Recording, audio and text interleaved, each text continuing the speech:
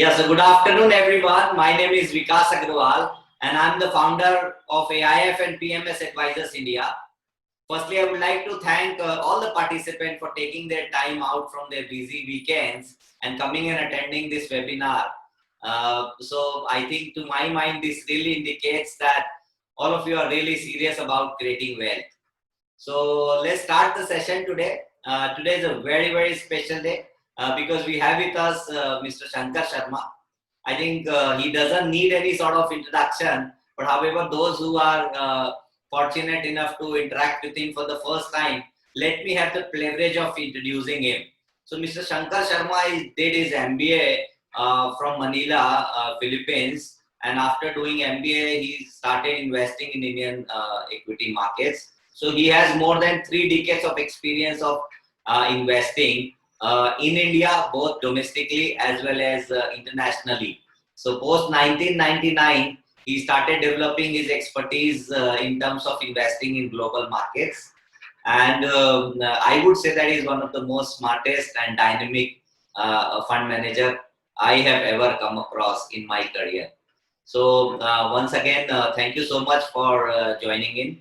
Um, we'll start the session. We'll come to the topic now. So I would be asking a lot of questions, Mr. Shankar Sharma. The format of the show is we call it Ask the Expert, wherein we invite industry expert like you, and we shoot questions on behalf of investors. So basically, the whole idea of organizing this session is to empower our investors with more knowledge. So I would be shooting questions.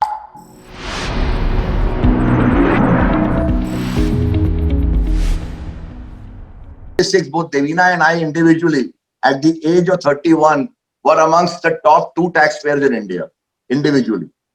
Devina paid 75 lakh rupees, I paid 55 lakh rupees. At age of 31, मैं challenge मारता हूँ साहब, हिंदुस्तान के इतिहास में 35 साल के किसी ने 31 साल के किसी ने 50 लाख रुपया क्या 5 लाख रुपया टैक्स नहीं देते होंगे. So it's not about money for us. It is about what can you do to help clients build their wealth with growth, but most important with safety. And that is the underlying philosophy, ethos, conscience of First Global. So for us, whatever we do, whatever we say has stood the test of time and will continue to stand the test of time. It's as simple as that. And that is what our basic promise is. See, performance is a given. Nobody performs the way we do. There is nobody in this whole world, forget India. But with that, the main thing is peace of mind. Main thing is peace of mind, that you're dealing with a firm that's been there 30 years, is privately held, it is owner managed. Okay, every single rupee in this company is my money. Okay, I make sure that that money remains safe as much as your money remains safe. That for us is very, very important, sir. So that in a nutshell is what we are. We have been members of the BSE from, I think, 92, 93. NSE, we were the first members. When it started in 94, we have been members of the London Stock Exchange, regulated by FCA UK. That's the regulator for UK for the last 21 years. The Global Freedom Fund is regulated in the Cayman Monetary Authority, which is, the Cayman is the #1 jurisdiction for hedge funds outside of US. So most US hedge funds are headquartered in Cayman because it's a very good regulatory environment, very good on regulation, and yet there is no taxation. So it helps from every angle. So you can see most major US hedge funds are domiciled in the Cayman island. So which is where a Global Freedom Fund is domiciled.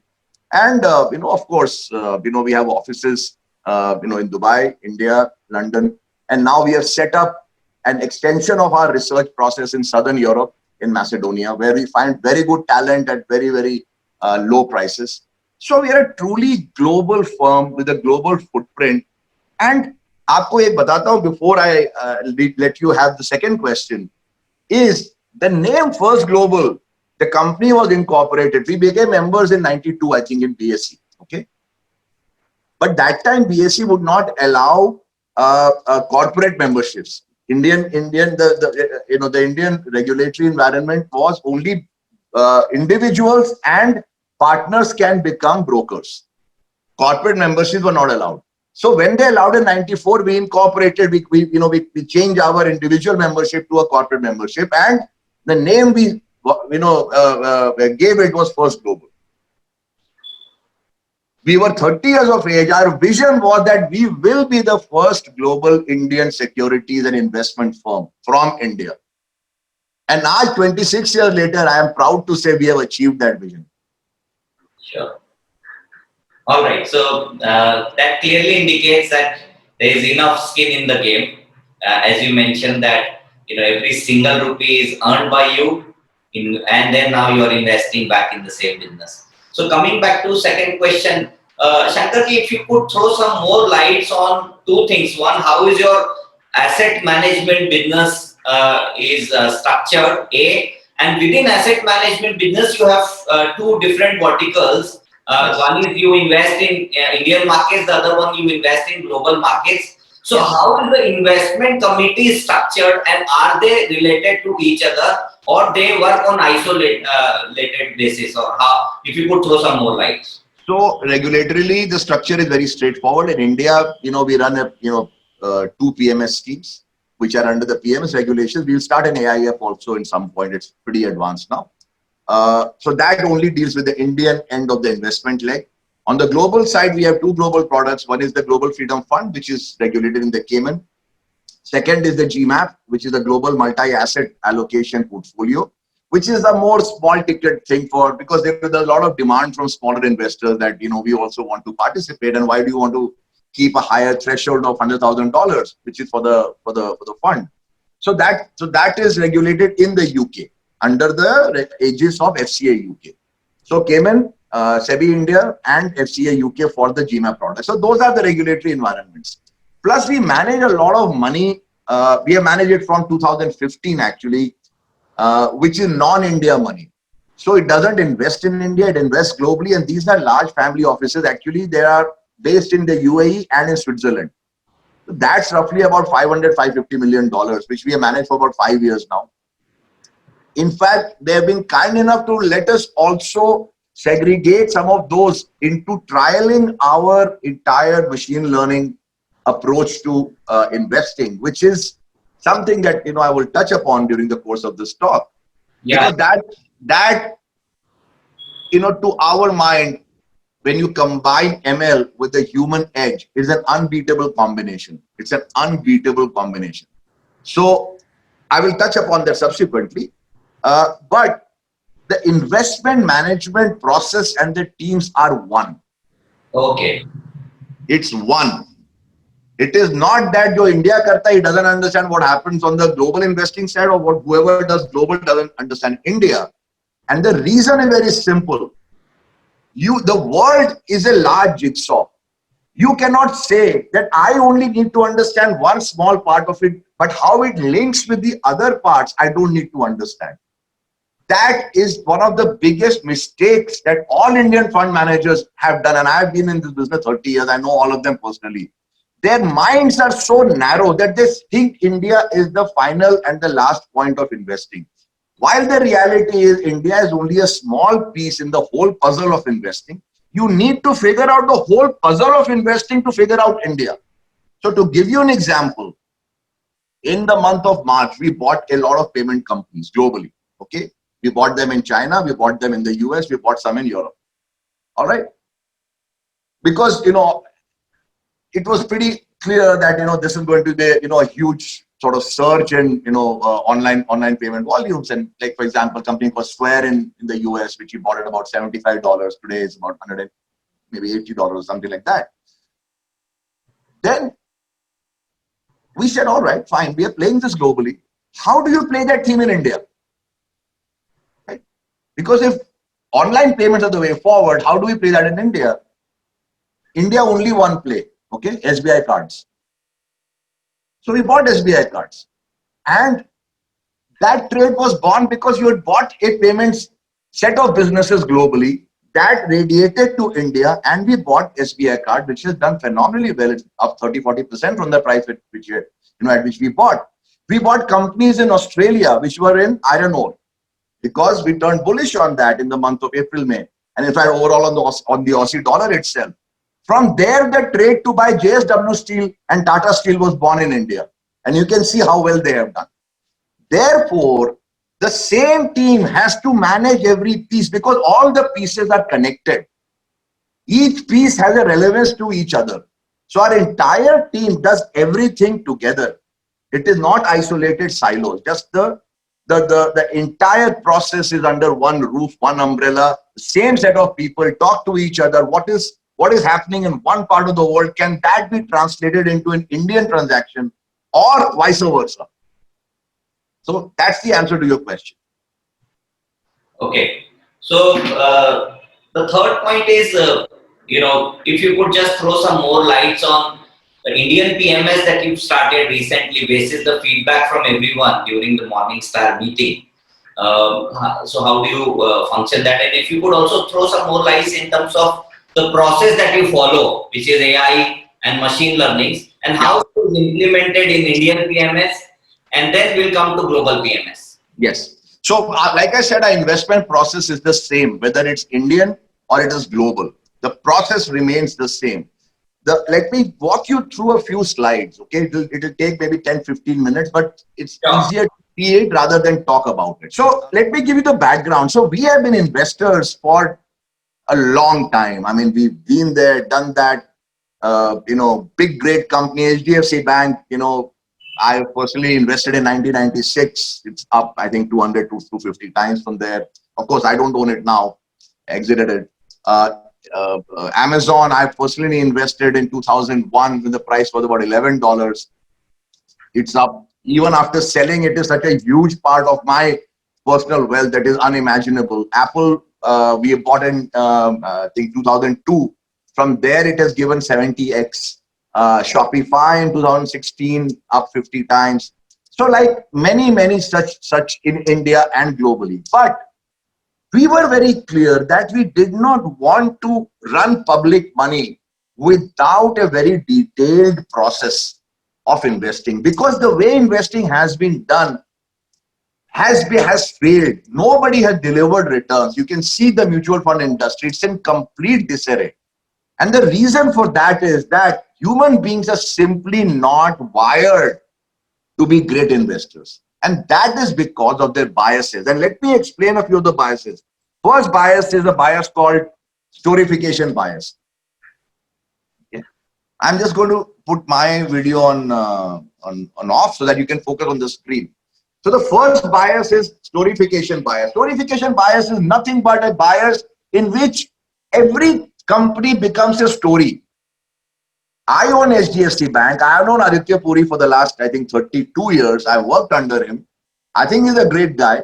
But am I sitting and writing stories about him? No, it's a stock.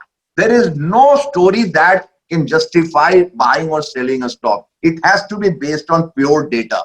But you can see a lot of storification these days. Article PMS becomes basically a game of writing stories on companies rather than analyzing whether these companies are robust enough to survive long term or even 1 year or not. So storification bias is a huge bias. Then we come to confirmation bias, that I like a stock, therefore I will only pick and choose the information that confirms my bias. I will always disregard the information which goes against my like for that particular stock, which means I just want confirmatory logic and not logic which actually defies my basic thesis on the stock.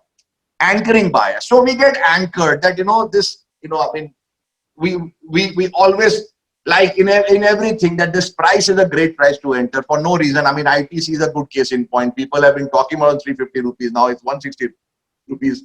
At every price you keep saying it is very cheap, it's very cheap, it's very cheap. All that is again part of a bias. The fourth one is recency bias. It's a great thing to focus on. What is recency bias? Whatever has happened in the preceding short period in the markets is then extrapolated in our mind. It was always like this. So FMCG stocks have done well in the last 1.5 years. Story has been now made that FMCG stocks always do well.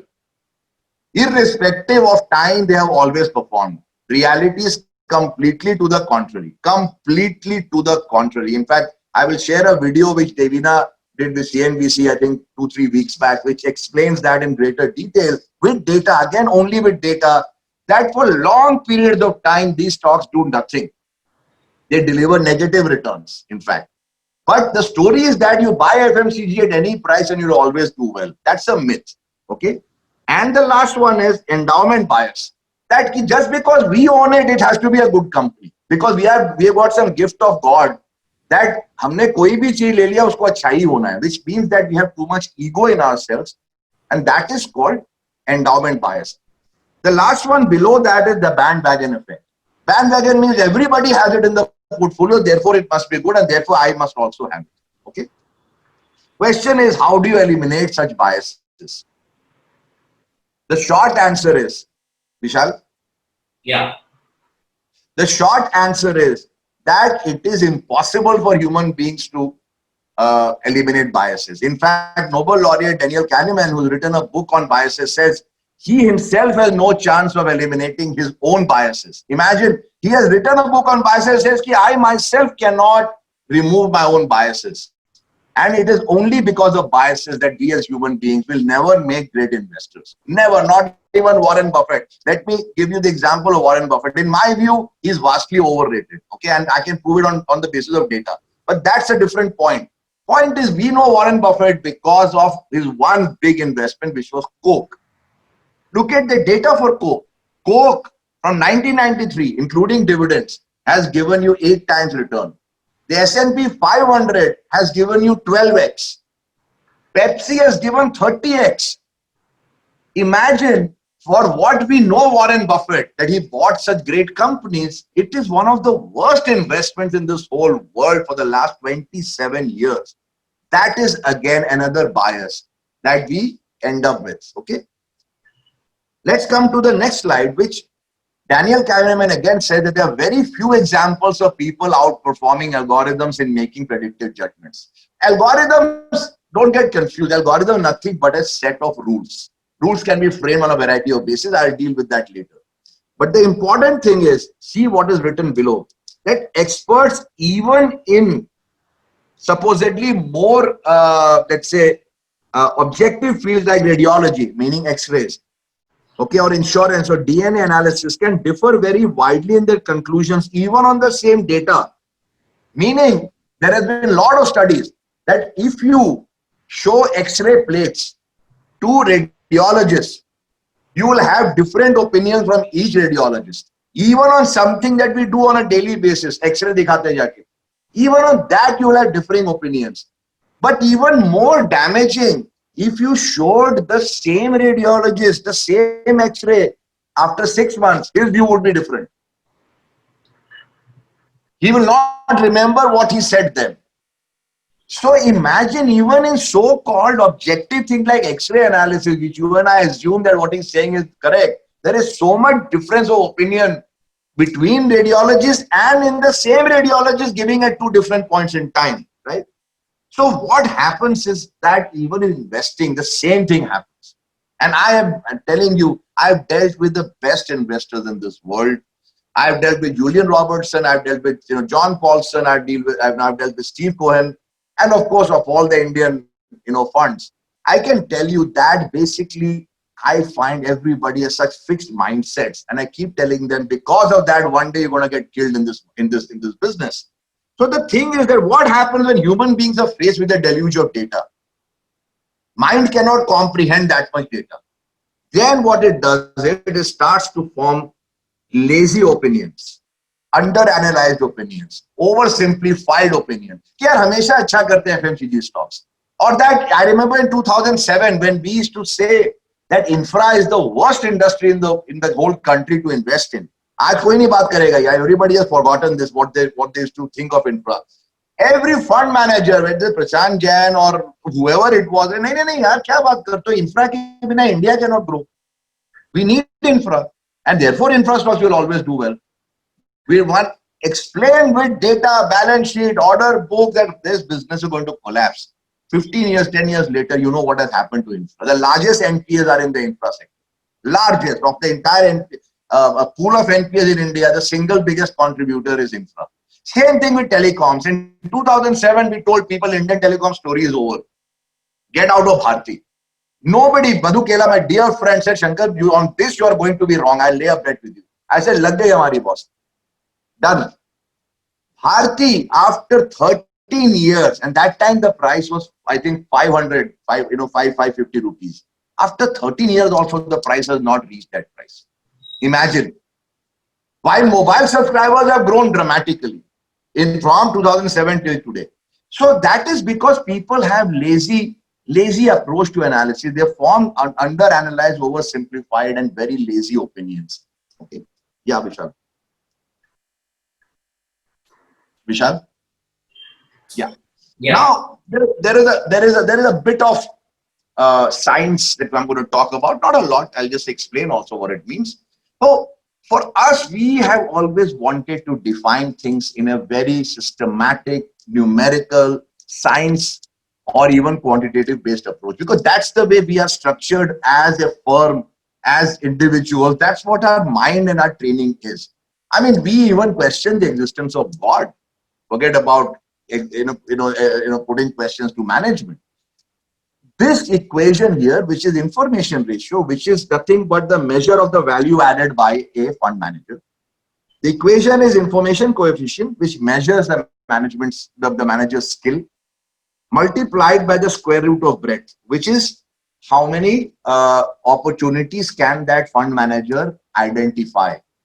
So information coefficient into the square root of breadth equals to the amount of outperformance a fund manager can add. That is the essence of what you mean by skill in this whole business of fund management. And what we do is we improve both these drivers. So we improve the information coefficient. Okay, and let me explain how. Information coefficient is nothing but your ability to predict better than the market. Okay, in English terms, this is the mathematical term. In English term, it means if can I find a method to predict outcomes better than the rest of the street. Okay, that is a very important attribute. Now, how do you get that? We have built over 23 years massive amount of engines which give us that ability to predict. It is a large part of numbers, a lot of analysis, a lot of linkages on a global basis, a lot of linkages at sector basis, a lot of linkages on country basis, a lot of linkages down to company basis. So for example, in our systems, if I look at the name of one stock, any stock, okay, for example, in the month of March, a lot of cruise companies started to collapse, right? We all know that, cruise and airline companies, right? We have built systems. Everybody knew airline to khatam hai, cruise khatam hai. Could anybody tell you that because ye khatam hai, what are the kinds of companies that are at the back end getting affected? You see what I'm saying? So cruise in bad, airline bad, our systems tell us because of this, there is this chain which is going to keep collapsing. Okay? That is the level of intricacy we have built, and we continue to build that every day. So that improves your ability to predict. Okay, that is number one. And then come to the second part of the equation, which is the breadth. Breadth means, does your system and your skill and your experience, do they make you identify a very large opportunity basket as compared to somebody who doesn't have these systems and the skill and the experience?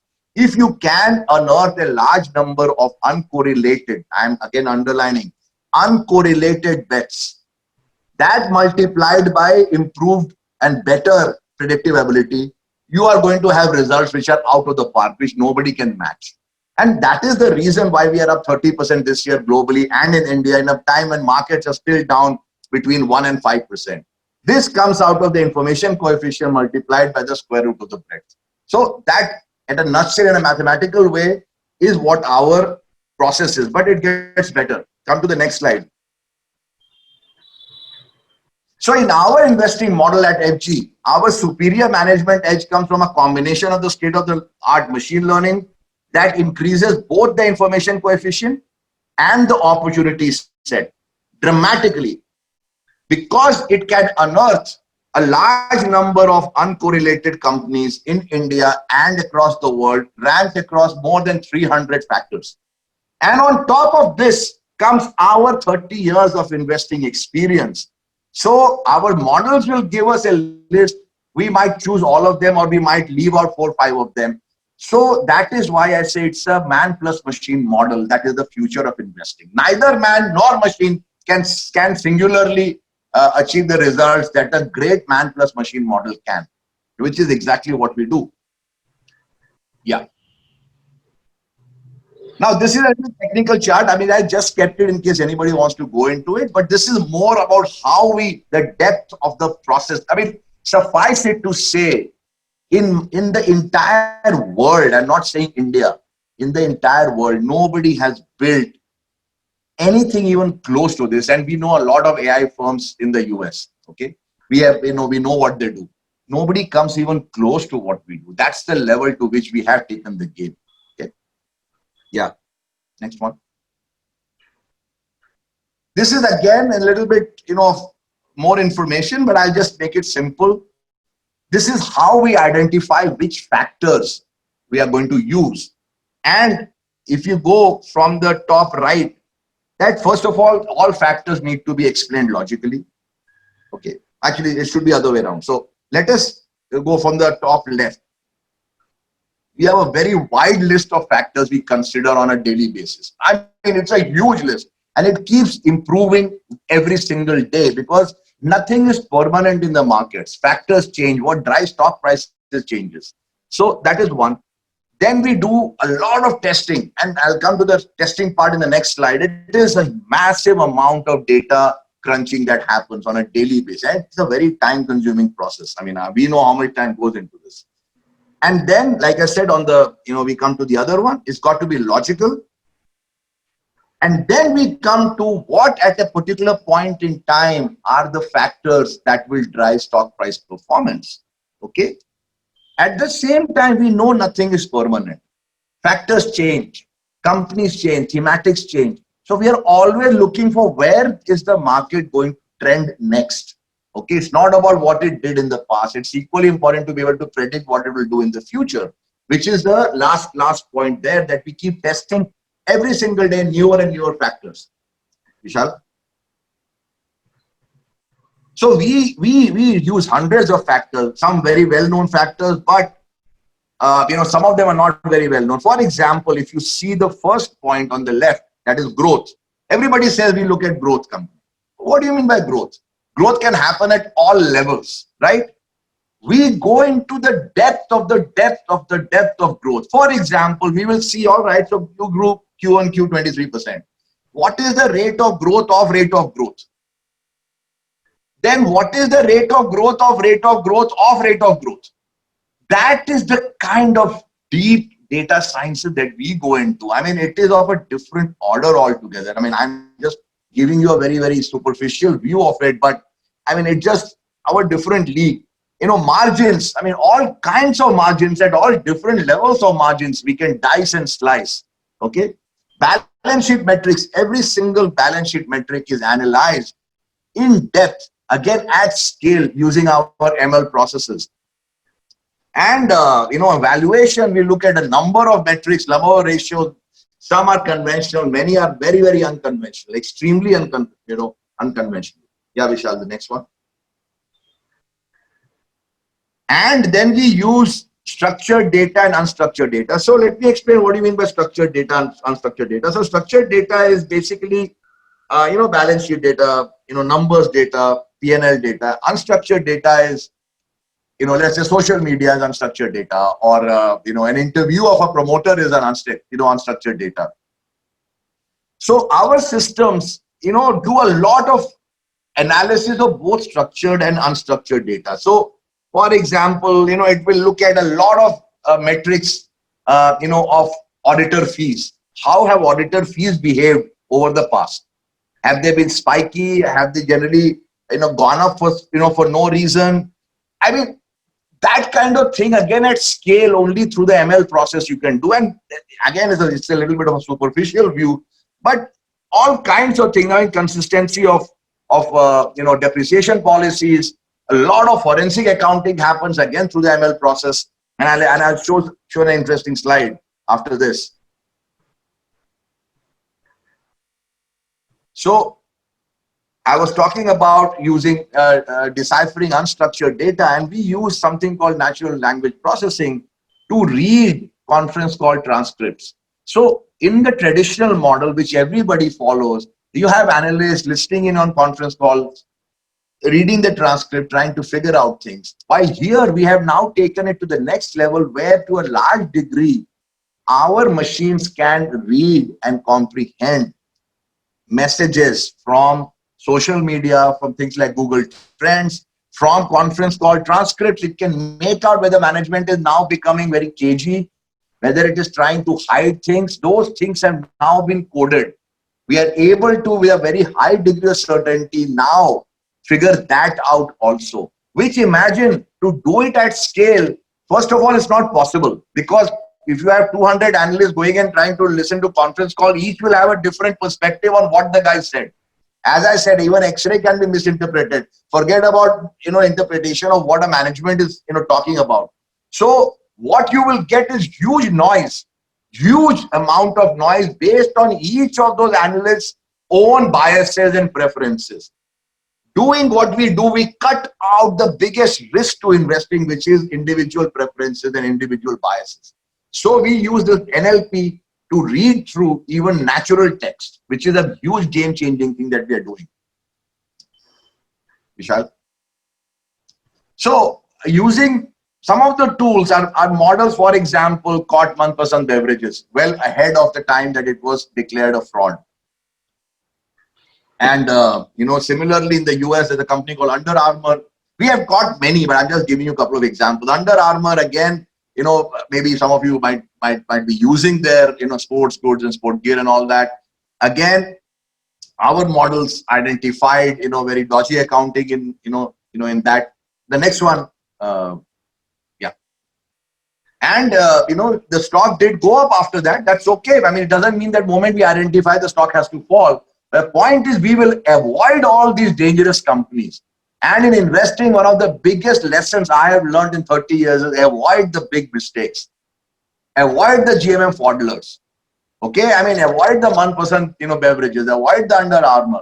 So all those kinds of things our ML process gets us. Now, just some examples of the kind of stocks we have bought. Pidilite Industries, entry price was 87, CAGR of 30%. Ipca Laboratories 60%. Alkylamines, which we still hold, Ipca we still hold, Pidilite we don't hold now. 760 rupees, Alkylamines. I mean, now it's of course, really way ahead. Navin Fluorine, again, something you hold, one of our larger holdings today. Massive winner for us. Globally, we have, bought, 3M, Brown and Company, Pfizer, Home Depot, DocuSign, Fiverr. I mean, a number of multi-baggers, that we have identified. I mean, it's like, in China, several companies have given tremendous returns. In Malaysia, several companies have given tremendous. Even this year, we had 10 baggers in Malaysia. Forget about US, forget about China. That's the kind of depth and breadth that we bring into our investment management process. Yeah. Now, as I said, risk management to us is the God. Okay, for us, this is the God, because as the quotation on the left shows, investing is a loser's game. The one who loses the least will win the most. That is a fact. This year, we are up 30% because we have lost the least in each of the market downturns. Even in the month of September, when the NASDAQ tanked 14-15%, we were hardly down. Okay. Even in March was, extraordinary month, but even that we escaped with minimal damage. Over the history, and I'll show you, we managed to escape the big downturns, and that itself puts you ahead of the pack by a huge margin. Okay. So we are very strong on risk management, extremely rigid. Even God cannot come down and ask us to change the risk management parameters. That's how rigid we are on risk management. Yeah, Vishal. So this is just some of the stocks we own, so we vary between 25 to 50 stocks in the, 40 stocks in the portfolio. We have stocks like, as I mentioned, Alkyl Amines, Navin Fluorine, IPCA, Varun Beverages, Atul, Deepak Nitrite, and, several others. And, Sanofi is a company we own globally. We own it in India. SBI Cards, as I mentioned, is a company that we own here because payments we have bought globally. Again, that's the cross linkage and the synergy between having a unified world view rather than cutting the fund management process into silos. That is one of the silliest thing I have seen of all Indian fund managers, that he will do small cap, that guy will do large cap, he will do infra, and he will. ऐसा नहीं चलता. You need one unified perspective because everything has got a place. Everything is connected. So, I mean, our numbers, it's all there. Our GFF, we have merged the family office data till 2019, and from 2020 when the GFF started, the CAGR that you see at the top is about 18.3%. This is, I think, as of September end, right? And versus that, the MSCI World, which is the benchmark that we use, is CAGR of only about 6%. Sensex, of course, is one of the worst in the world in the last 10 years, only 3% CAGR. So this is in dollar term, right? Sorry? This is in dollar term. Yes, it is written there.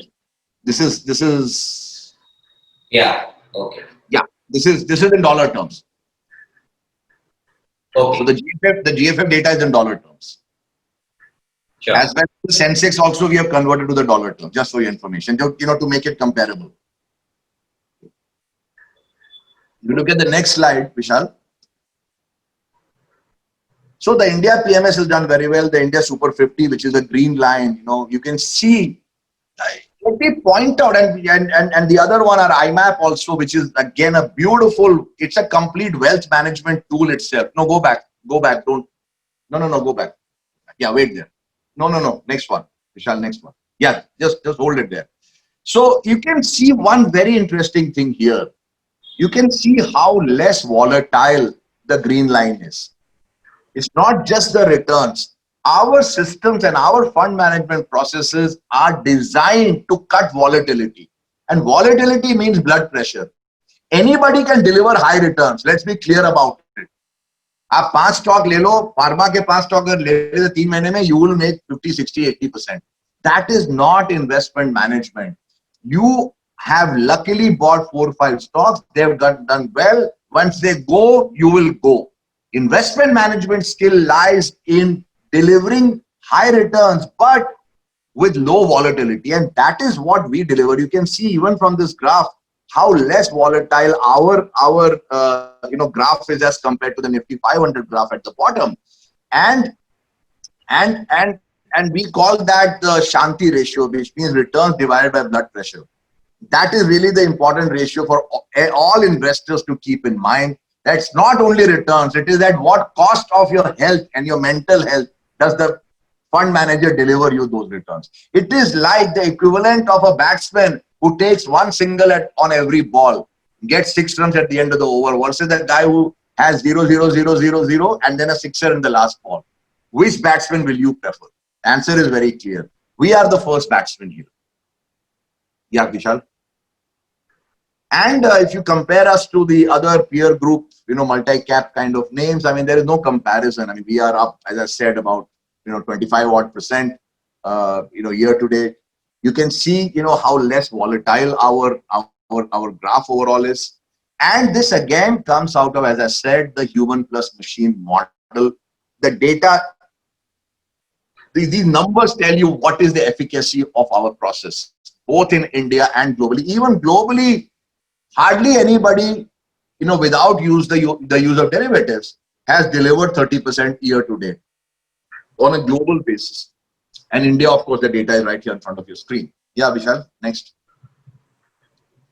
This is interesting. Just some major examples of, we have had a long innings in this game, and I just wanted to walk you through some of our major calls over the past, 25, 30 years. So we were the only firm to predict the 2000, tech crash back in 99 and beginning of 2000. I personally made $100 million buying tech stocks from 96 and 97 till 2000. And I exited in the month of February 2000 when it was absolutely out of control. It was clear as daylight that this thing is a train wreck. It is going to go off rails. And we predicted it is going to fall, and we all know what happened, from the March of 2000. Then we predicted the 2004 to 7 emerging market bull run.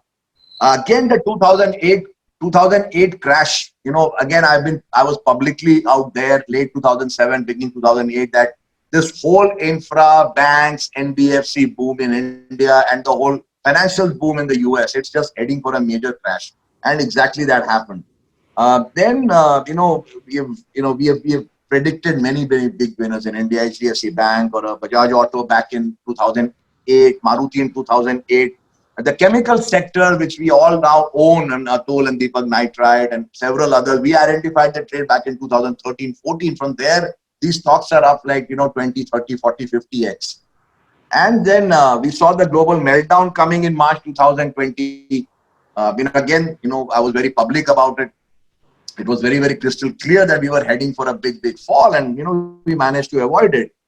And then we caught the global market revival and the Indian market revival from the 4th week of March. So not only did we avoid the damage of March, but we went back in last week of March and first week of April. And from there, we have participated massively globally and in India, which is the reason why we are up 50-60% from that point itself, handily beating the market. And then, of course, go to the left side.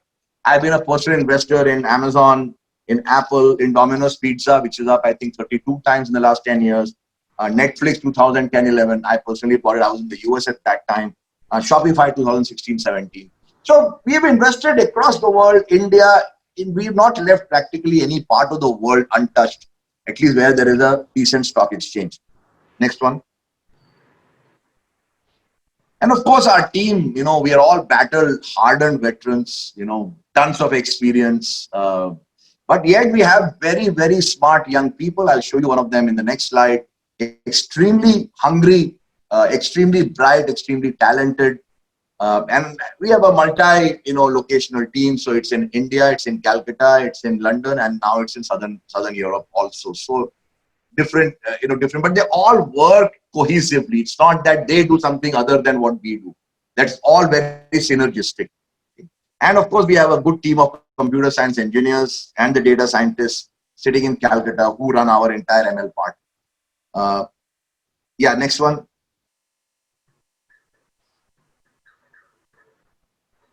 Yeah, so these are the two products that we are here to talk about. The first one, the Global Freedom Fund. I mean, it's a tactical fund, invests across asset classes across the world, which is more or less the entire emerging markets, the entire European market, the entire North American market, the entire South American market. We also have started looking at some frontier markets like Vietnam, etc. Now they look very, very good. Again, it's a single window all-weather fund, multi-asset. So it's a tactical fund. Back in February, when we saw dangers, we were 80% in fixed income. 4th week of March, when we saw the danger had kind of not all passed, but at least from a market angle, it had passed. We went to 80%, 75% equity. Today, we are about 78% equity, about 10% fixed income, around 10% commodities. So we have oil, which we bought in April in the teens. It's doubled from there. We have gold. We've had silver, again, which has been a huge winner for us. So it is not only stocks, it's not only one market. We have the best alpha generating ideas from across the world in the GFF, the best. And that is the whole advantage, because something or the other will always be in a bull market. And we want to be in those asset classes or in those companies, those sectors, those markets. And that's why the GFF again has delivered the results it's delivered. The next one is just the India PMS products. That we have two products. One is the IS50, the India Super 50, this is 100% equity. The second one is a multi-asset, again, tactical asset allocation. We have some fixed income, we have some gold, we have Indian equities. So that was more like a composite wealth product. So because then we take on the mantle of doing the allocation for the client, because otherwise what's the point? Because the client can't sit and decide is gold good, or this good, or small caps are good, or large caps are good, or fixed income is good. That is really our job as fund managers.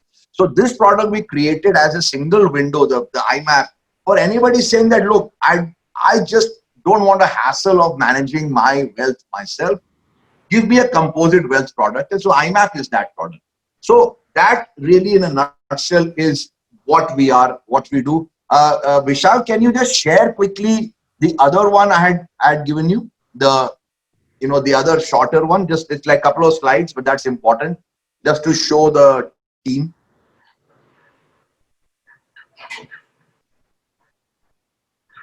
Yeah. And of course, yeah, Vishal, you can just click on the left side to, yeah, exactly. And of course, we have been lauded globally in the Wall Street Journal, in Barron's magazine, right here in Economic Times. And you can see, the man who saw the March crash has no time for, the lockdown, because, we got really busy. And then First Global PMS schemes beat the COVID, beat the market handily. The Economic Times, this thing. Forbes magazine has called me the alchemist of Dalal Street. The next one. Again, we have been widely covered globally. CBS Market Watch, Bloomberg Business Week, Wall Street Journal again. Tons of, accolades from across the world. In India, we have been, First Global has been, called one of the best stock pickers. This was at 2010. Mr. Sharma has been termed in 2010 one of India's best stock pickers by Economic Times. And then of course Outlook Business. We have been there a long time, so these things we kind of now just accept it as matter of course. And then of course, if you can see the team, yeah, and these are some quick testimonials that this gentleman, Mr. Vivek, is a person from Germany who's invested in our India and global products, and he works for a large auto company, and he had a bad experience with every single provider till he came to us, and he wrote us a very, very nice letter of I've just excerpted from that here. That he said that my whole life has changed since I came to First Global. I don't have stress anymore, which is the point I was trying to make, that anybody can make high returns for some time, but that's not investment skill. And Vishal, the last one. And then of course, there are so many, clients, send us messages on social or directly. Ashish Doshi, who's one of the investors in the GFF, he said that likewise joined the journey of wealth creation with the best in the industry. Super onboarding experience with First Global. He's made a significant amount of money. Vineet Arora, I opened my GMAP Global PMS account with FG in April. See the screen grab. It's not visible, but it's beaten the Nasdaq and as well as the MSCI by a wide margin, and several others. All of this is publicly available. Yeah, Vishal. And of course, Devina, who's the co-founder, she's an IIM Ahmedabad gold medalist, one of India's finest ever analysts ever. Okay, she's a maths and statistics university major, and then she went to IIM Ahmedabad, and she taught the course back in '86, and I am a Dean's Lister, top 10% of the class from the Asian Institute of Management. Both IIM Ahmedabad and AIM were formed under the Harvard Business School. The Harvard Business School collaborated with only two business schools in Asia. One was IIM Ahmedabad and second one was AIM. So Devina is from IIMA and I am from AIM, both of which are Harvard affiliates. So we were taught exactly the course that was taught in Harvard. And then Achin, the bottom, he heads the quantitative research. He works out of Calcutta. He's again an IIT Kharagpur Com Science, again near topper, merit lister. I'm Bangalore, again, merit lister. Absolutely brilliant guy. Deep depth of knowledge of both technology and finance, which is hard to get. So we have a brilliant team, and this is just part of the team. We can't give you everything, but we have a really great team. Many of them have been there for 15, 20 years with us. So this is our story, gentlemen. Happy to take questions. Yeah, so I'll make a small announcement. for all the participants, if you have any questions, please type in there. You have a box called Q&A. So feel free to type in your questions. So there are a couple of questions which has come from some investors. So one question from Mr. Jindal is that your global PMS is regulated by global regulators. So how do you protect the interest of your investors back in India? These are regulated products. I mean, the investor only runs one risk. Let's be clear. That is market risk. There is no other risk in this thing. So your funds are there. We are an old firm. These are regulated entities. And it's a straightforward thing. You get your daily NAV. The NAVs are, and the fund accounting is done by an independent administrator called IQQ, which is again one of the world's top 3 administrators.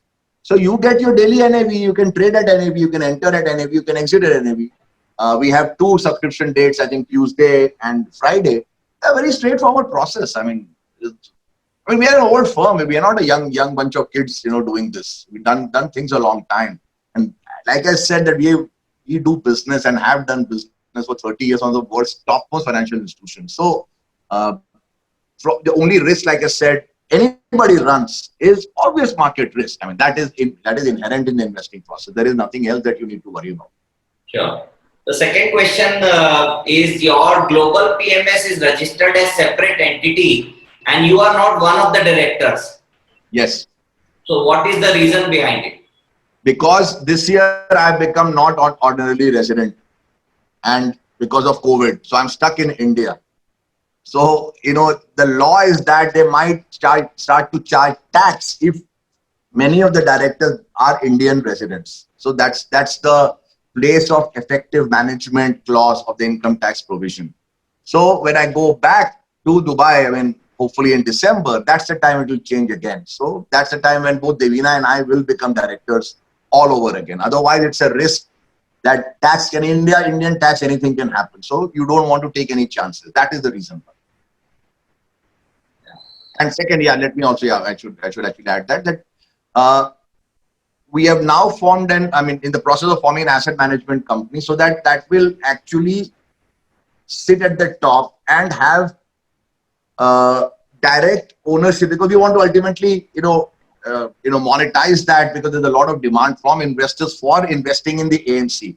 So we will unify all the income streams, that is for us, not for individual investors, into a single AMC structure, which is being formed right now. Again, all those things cannot be done remotely when we go back, because I've been a non-resident for 10 years now. So everything happens only when you go back, which, God willing, I should be back maybe December or something.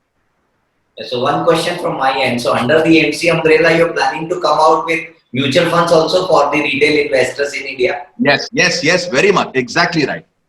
Exactly. That is the whole objective. So that AMC will have all the products, meaning it will have global fund, global PMS, India AIF, and a mutual fund product as well.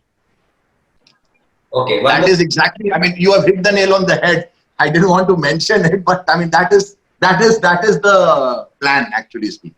Sure. One more question is, in the presentation, it is mentioned that you don't intend to register your organization under US law.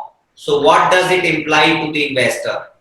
No. I don't think it says that. What it says is, as of right now, we cannot accept US money as of right now. But in fact, last night itself, we had a long, meeting. So in the next, again, registrations can take time, but we think within the next 2 months' time, our fund will become open to US residents. So right now we can take money from people who are US residents, but we can only take it from their non-US money.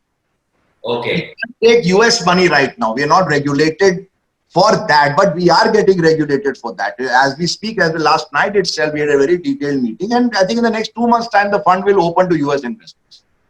Okay. It also mentioned that you will appoint an advisor. So what is the role of the advisor then? So advisors can be a variety of advisors. Okay, let me not say advisor can be one. There are lots and lots of inputs one takes. on an ongoing basis. So, for example, I'll give you one example. So there are expert networks in this world who are advisors. What do? They give us market intel for each country. So like right now in China, we have people who give us kind of, the channel checks. All right. All those are advisors to us. So we want to put that also under a structure and make it like an advisor to the fund. The fund itself pays. It's nothing to do with the investor. We pay from our own income, but those are advisors who help us become better at our jobs. That is really effectively what the advisory thing is. Okay. And there are many like that. I mean, I'm just giving you one example. So Yeah. many like. This In question, fact, in Global India itself, because some of the research sits here, will also be an advisor. okay. So this question is related to product particularly. It says that you don't have any exit load either in Indian PMS or in global PMS. Is that correct? Yes. So if the further question, one more question is here, there is something called redemption fees. What is that? Where are you reading redemption fees? So probably he would have read in the presentation. It's a question which has come up. So you are saying that there is no redemption? No, nothing. You can, like I said, you go in at NAV and you come out at NAV. There is nothing called redemption fee or exit load or entry load. Zero. Nothing. Okay. So one question, what is the minimum amount of investment one needs to sign up for your global or Indian product? So India is regulated by SEBI, so that's a 50 lakh rupee minimum. There is nothing one can do about it. And when we do the AIF is a 1 crore ticket. So that is all this thing. For the global fund, that is under Cayman law, we cannot take less than $100,000 because this fund is open only to accredited investors, meaning that people who have net worth in excess of what they are putting in. So all those KYCs, etc. When a client is onboarded, the administrator EQ takes that basic declarations that you are not putting 100% of your net worth into this fund because that's again the law does not allow that. So that is $100,000 and above for the GFF. For India, it is 50 lakh rupees. Yeah. One more question, interesting question. It says that do you believe in timing the market or time spent in the markets? So the lazy fund managers say that markets cannot be timed. Okay. And I know there are many. In our experience, you can 100% time the markets. I mean, how do you think we predicted 2000 crash? How do you think we predicted 2008 crash? How do you think we predicted 2020 March? This comes out of data. This comes out of a lot of science. You can predict with a fairly, nothing is 100% in life. You don't need to be 100% right in life anyway. That's not required. But with a fairly high degree of certainty, you can predict the shape of events. With the high, but you need a lot of tools. We have built it with our own money, with our own capital over 23 years. So if you manage to combine time in the market with timing the market, you will get numbers, and our numbers are a proof of that only. But to say you cannot time it is a lazy opinion. Reality is that you can absolutely time it. There's no question about it. Yeah. So one question is from one investor. What are your failure stories and what have you learned from it? I mean, it is specific. There are many. So, for that you require another couple of hours. So, remember one simple thing. You cannot become anything in life without having lost money. Okay, it's not possible. That is why I always say first you put your own money and become rich, and only then think of making other people rich. Okay, पहले खुद अमीर बनो investing करके अपने पैसे पे, फिर दूसरों को अमीर बनाने की सोचो. So I am rich. I don't need to do investing for other people for my bread and butter. The reason why we do it is because it's great fun. We love it. We just enjoy the whole process. I enjoy every minute of this webinar. I love it. I love the questions. So the mistakes happen. Okay, I'll give you an example. and as a firm, we missed the first part of the tech boom completely, in 96, 97, 98. Okay, so the first part of Infosys, when it went up, I think 15 times or 10 times, we never believed it. We thought it is unsustainable, it's a bubble. We bought it, but we bought it a little too late. But still, I mean, like I said, it was a huge amount of money we made. When I look back, the reason why we missed it was because we were rigid in our thinking. We were not flexible enough to accept that markets have changed. Again, I am repeating, flexibility is what you learn after doing something for 30 years. You realize that if you're inflexible, if you're rigid in your arteries, you will die. If you're rigid in your muscles, you will not be able to walk. If you're rigid in investing, you will be killed. We were rigid. We thought tech is not going to last. We thought 50 PE was too high. A massive mistake. And of course, there have been others as well. When we bought a couple of infrastructure companies, we thought they would revive and they didn't revive. But understand this, in none of them does it matter, because it's not that the position is so large that it can ruin me. The trick again is risk management. Like even if I go wrong in something, what am I going to lose? I'll lose 25, 30%. It's okay. I've not put 100% of my money into anything anyway. So the mistakes teach you a lot, but also they teach you risk management, which is why I made the slide that God for us is risk management. Okay, so next question is, where does your global fund registered, and how can we invest in USD or Euro? So as I mentioned, it is registered in Cayman Islands. It's regulated by the Cayman Monetary Authority. The investments are made in US dollars, but if you remit from your bank, okay, the bank can convert your euros into dollars. I mean, that's just whatever charge they take, 5-10 basis points. The fund accepts it and is denominated in US dollars. The NAV is in US dollars. So you'll have to put in US dollars, but that is done by the bank. You don't need, any investor doesn't need to bother about it. The process is very straightforward. The onboarding takes roughly, depending on the availability of the KYC documents, okay? Because again, there is a lot of anti-money laundering compliances, because it's very highly regulated jurisdiction, so we need to be very careful. But all that is done by the fund administrator. We don't enter into the onboarding process. It's an arm's length process. They will do their checks, they will do their compliances, they will require any further information. Assuming things are in place, normally in 10-15 days, an account is open. And after that, basically, you remit the money. Like I said, we accept money 2 times a week, I think Tuesday and Friday. So if it is arrived on Wednesday, the investments are made on a Friday. If it is arrived on Friday after banking, it will be made on the next Tuesday. So it's a 2-time cycle. Dealing date is published. After that, you start to get your daily NAVs directly. Again, it comes directly from the administrator. We don't enter into that picture at all. So it's a pretty straightforward process. Sure. Next question is, what would be the tax liabilities? So I'm not a tax expert, but what I do know is that on the GFF, if you make money in the short term and you sell, you will be subject to short-term capital gains, which is less than 3 years. After 3 years, it becomes LTCG, but with indexation, it comes to, and the long term is 20%. With indexation, your effective tax rate will be around maybe 14% or something like that on the profits that you make from it. That's basically, the fund has no tax. So everything is passed through on the NAV to you. And if that is, and this I'm saying only if you're Indian resident, but we have a lot of NRIs, again, sitting in Dubai, then there is no tax for you. I mean, it's, you're absolutely tax free. Sure. So maybe the last question, which is, does GMAP product have a lower ticket size requirement? The FG website says 10,000 USD. Is this also EMS structure? Yes.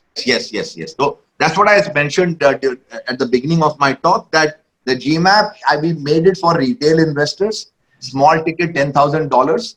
Okay. Now let me explain the difference between the two. First of all, GMAP, GFF will have the same strategy framework, but the number of positions, because the amount is small, cannot be as many as what we can do in the GFF, because that's a fund structure. In a pooled fund, we can buy many markets, we can access many markets. Okay, but on a $10,000, साहब एक share ही होता है $200 $400 का.